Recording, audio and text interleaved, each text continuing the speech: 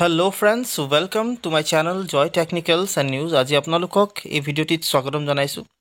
এই ভিডিওটো আপোনালোকৰ কাৰণে ইম্পৰ্টেন্ট হ'ব যেহেতু যিসকলে হায়াৰ সেকেন্ডাৰী দিছে তেওঁলোকে যিবিলাক হাই এডুকেশন বা যিখিনি ডিগ্ৰী ডিপ্লোমা যিখিনি কোৰ্স আছে তেওঁলোকে যেটা কৰিবলৈ যাব তাত প্ৰথম যেটো প্ৰয়োজনীয় সাধাৰণ ডকুমেন্টছ হেতু হৈছে ইনকাম সাৰ্টিফিকেট। সো আপোনালোকে ইনকাম সাৰ্টিফিকেট এপ্লাই কৰাৰ ক্ষেত্ৰত যেহেতু দুটা পদ্ধতি থাকে, এটা হৈছে অনলাইন, এটা হৈছে অফলাইন।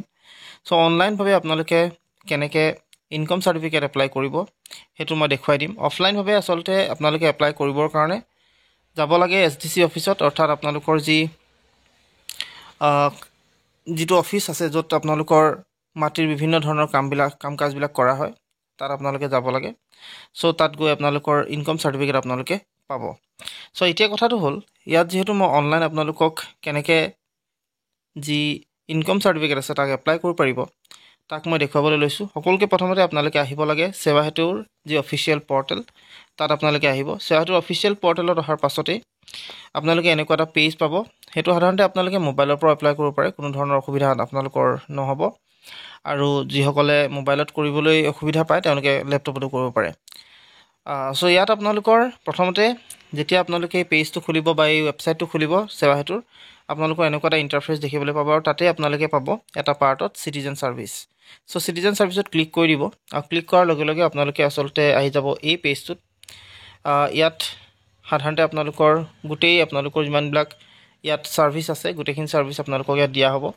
আৰু তাতে আপোনালোকে তলত যেহেতু আপোনালোকৰ বিচাৰিবলৈ অলপ টাইম লাগিব ইনকাম সাৰ্টিফিকেটৰ কাৰণে, আপোনালোকে ইয়াত সাৰ্চ বুলি যেটো বাটন আছে তাত যাব আৰু তাতে আপোনালোকে লিখি দিব ইনকাম সাৰ্টিফিকেট। ইনকাম সাৰ্টিফিকেট বুলি লিখাৰ লগে লগে সাধাৰণতে আপোনালোকৰ ওচৰত আহি যাব ইনকাম সাৰ্টিফিকেটৰ ওপৰত।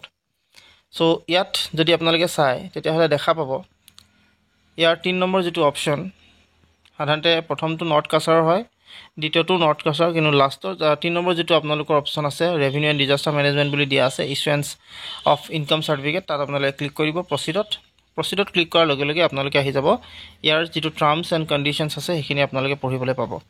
কি বস্তু লাগিব হেতু আপোনালোকে প্ৰথমতে চাই ল'ব। এটা হৈছে এড্ৰেছ প্ৰুফ লাগিব আপোনালোকক, এড্ৰেছ প্ৰুফৰ যিখন আপোনালোকৰ ডকুমেন্টছ, এড্ৰেছ প্ৰুফ হিচাপে আপোনালোকে আধাৰ কাৰ্ডো দিব পাৰে, আইডেন্টিটি প্ৰুফ হিচাপে আপোনালোকে পেন কাৰ্ড দিব পাৰে, ল্যান্ড ৰেভিনিউ ৰিসিপ্ট খাজনা ৰচিদ যাক আমি কওঁ হেতু আপোনালোকে দিব লাগিব। তাৰ পিছত বাকিখিনি যিখিনি আছে স্যালাৰি স্লিপ বা এনি আদাৰ ডকুমেন্ট এইখিনি অপচনেল হয়, গতিকে এইটো আপোনালোকে নিদিলে হ'ব। আৰু এটা থাকে 6 নম্বৰত upload scan copy of application form. এইখন আপোনালোকৰ সাধাৰণতে যদি পিএফসিত কৰে, অৰ্থাৎ আপোনালোকৰ যি সিএসসি আছে সিএসসি বিলাকত যদি কৰে তেতিয়া দৰকাৰ, যদি নিজে কৰে তেতিয়াহলে আপোনালোকৰ এইটো দৰকাৰ নহয়। তাৰ পিছত আপোনালোকৰ ফিজৰ কথা যদি চাই তেতিয়াহলে দেখিছে ষ্টেচনাৰী চাৰ্জ বা ইউজাৰৰ কাৰণে 30 টকা, সাৰ্ভিস চাৰ্জ 30, প্ৰিন্টিং চাৰ্জ 10 টকা পাৰ পেজ আৰু স্কেনিং চাৰ্জ 5 টকা পাৰ পেজ আৰু কনভিনিয়েন্স ফিজ 10 টকা। ইয়াত সাধাৰণতে আপোনালোকৰ 30 টকা মানে খৰচা হয়। সো আপোনালোকে ইয়াত এপ্লাই কৰিব পাৰে। এতিয়া এইখিনি চোৱাৰ পিছত আপোনালোকে এপ্লাইত গুচি যাব। এপ্লাইত গুচি যোৱাৰ লগে লগে আপোনালোকে সাধাৰণতে যেতিয়া এপ্লাই কৰিব এই পেজটো আপোনালোকৰ ওচৰত আহিব, কিন্তু ইয়াৰ আগতে এই পেজটো অহাৰ আগতে আসলতে আপোনালোকৰ ওচৰত আহিব লগইন কৰিবৰ কাৰণে। সো লগইন কৰাৰ ক্ষেত্ৰত আপোনালোকে প্ৰথমতে এটা কাম কৰিব, লগইন কৰাৰ ক্ষেত্ৰত আপোনালোকে এটা একাউণ্ট ইয়াত বনাই ল'ব। একাউণ্টটো কেনেকৈ বনাব লাগে হেতুৰ ওপৰত ইতিমধ্যে মই ভিডিঅ' বনাই থৈছো, আপোনালোকে চাই ল'ব পাৰে আৰু তাৰ পৰা আপোনালোকে একাউণ্ট বনাব পাৰে। আৰু পিআৰচি সাধাৰণতে ইনকাম সাৰ্টিফিকেটৰ ওপৰতো মই ইতিমধ্যে ভিডিঅ' বনাই থৈছো, কিন্তু যেহেতু আপোনালোকে কৈছে নতুনকৈ বনাবলৈ, গতিকে নতুনকৈ মই আপোনালোকৰ কাৰণে এইটো দেখুৱাইছো। সো ইয়াত আপোনালোকে গোটেই প্ৰথমতে নিৰ্দেশাৱলী আছে সেইখন চাব। ইয়াৰ পিছত আপোনালোকে ইয়াত পাব আবেদনকাৰীৰ নাম। এতিয়া কথাটো হ'ল ইনকাম সাৰ্টিফিকেট যেতিয়া আপোনালোকে এপ্লাই কৰিব এটা কথা সদায় মন ৰাখিব যে আপোনালোকে যদি নিজে ইনকাম কৰে তেতিয়াহলে ইয়াত প্ৰথমতে আপোনাৰ নাম দিব পাৰিব। যদি আপোনালোকে নিজে ইনকাম নকৰে, আপুনি যদি ধৰক দেউতাই ইনকাম কৰে আপোনালোকৰ, তেতিয়াহলে দেউতাৰ নামটো দিব।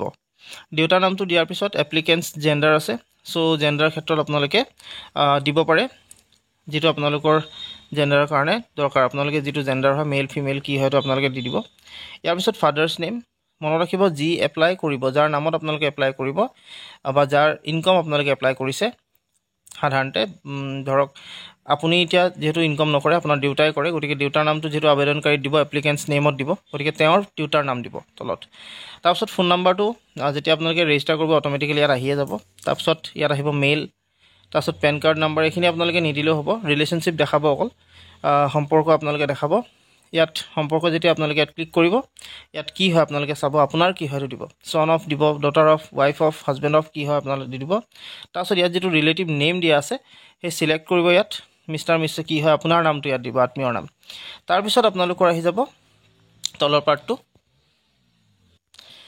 ইয়াৰ পিছত চ'ৰ্চ অফ ইনকাম উপাৰ্জনৰ উৎস দিব আপোনালোকে কি কৰে দেউতাই অকুপেশ্যন কি হয় তেওঁৰ সেইটো দিব আৰু মুঠ বাৰ্ষিক উপাৰ্জন কিমান সেইটো আপোনালোকে দিব তাৰপিছত দিয়াৰ পিছত আপোনালোকে যিটো উপাৰ্জন সেই উপাৰ্জনটো সাধাৰণতে 2 লাখ সাধাৰণতে 2 লাখতকৈ যাৰ তলত সেইসকলে সাধাৰণতে আপোনালোকে যিবিলাক সুবিধা থাকে সেই সুবিধাবিলাক পাবলৈ সক্ষম হ'ব গতিকে সেইটো আপোনালোকৰ যিমান উপাৰ্জন সেইটো দি দিব পাৰিব তাৰপিছত পাৰ্মানেণ্ট এড্ৰেছবিলাক দিব আপোনালোকে জানেই এড্ৰেছ লাইন 1ত দিব প্ৰথম শাৰীত 2 এইখিনি 2টো নিদিলেও হ'ব 1টো দিব লাগিব ষ্টাৰ মাৰ্কছ দিয়া আছে যিহেতু ষ্টেট চিলেক্ট কৰিব ডিষ্ট্ৰিক্ট কি হয় মহকুমা কি হয় চাৰ্কুল অফিচ ক'ৰ হয় মৌজা গাঁও পুলিচ থানা ডাকঘৰ আৰু পিনক'ড এইখিনি সব সকলো ফিল আপ কৰাৰ পিছত ছেভ এণ্ড নেক্সট কৰি দিব ছেভ এণ্ড নেক্সট কৰাৰ লগে লগে আপোনালোকৰ ওচৰত আহি যাব আপলোড কৰিবৰ কাৰণে ডকুমেণ্টছবিলাক